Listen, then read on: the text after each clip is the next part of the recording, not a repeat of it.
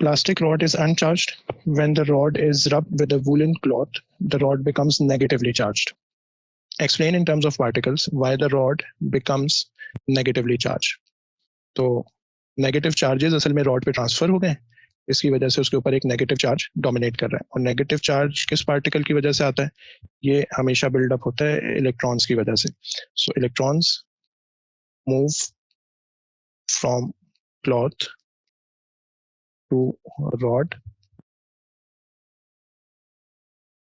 so it gains negative charges and becomes negatively charged.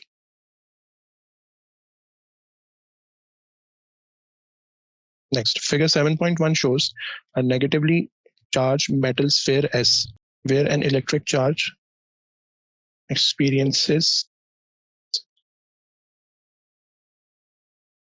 a force.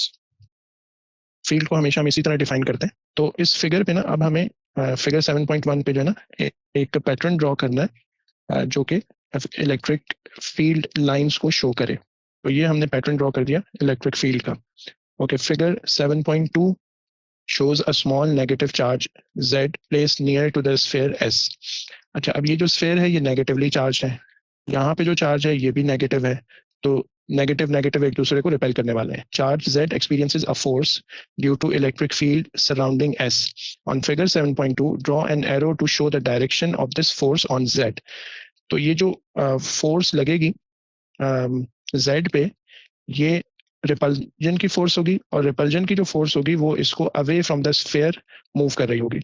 तो इस तरह से हम जो है ना एक अवे एरो बना के Z पे दिखा देंगे कि ये वो डायरेक्शन होगी जो कि ये चार्ज नेगेटिव चार्ज एक्सपीरियंस करेगा because of the sphere S which has a negative charge and this Z also is a negatively charged particle. बाकी मैं इसकी जो डायरेक्शन है ना वो ज्यादा अच्छी इस तरह शो कर सकता हूँ कि मैं almost centre of the sphere से जो है ना स्केल के साथ इसको अलाइन कर दूं और फिर मैं एक अवे इस तरह का एरो बना दूं, तो ये ज्यादा बेहतर ड्राइंग होगी इसकी। लेकिन खैर अगर आप इस तरह अंदाजे से भी बना दें तब भी कोई मसला नहीं है, बस वो अवे फ्रॉम द स्फीयर होना चाहिए। अगर किसी ने यूं बना दिया या इस तरह बना दिया या इस तरह बना दिया तो वो एक्सेप्टेबल नहीं होगा। Away from the sphere show होना सही है, जरूरी है।